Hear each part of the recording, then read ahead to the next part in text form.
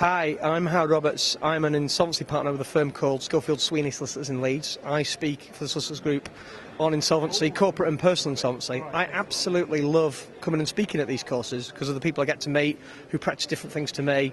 And as I say to my audiences, I come to courses where I learn law, L-O-R-E, they learn law, L-A-W, and hopefully we both learn L-O-R-E law, i.e. the culture and practice, which is fascinating and practically relevant. I always make sure I give people detailed notes so they feel like they've got something to go away with.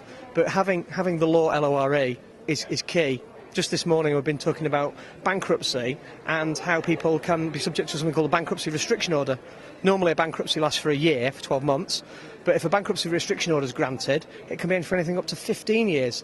I've just been hearing from one of my audience about an accountant who, his debts were not enormous, they were £100,000, which is a large amount in the scale of things, but I've certainly seen cases where people owe millions.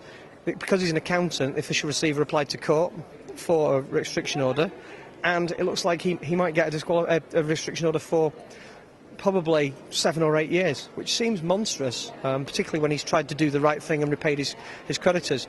The mood of the room was that he was very unlucky to be facing proceedings.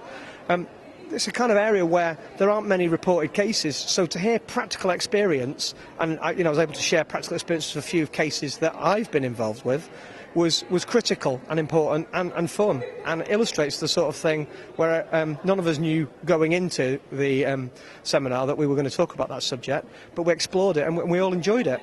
So I think it's come to those certainly come to my seminars, and I expect to see that kind of debate going on regularly. And as I say, it's such a varied audience that we stand in front of speaking.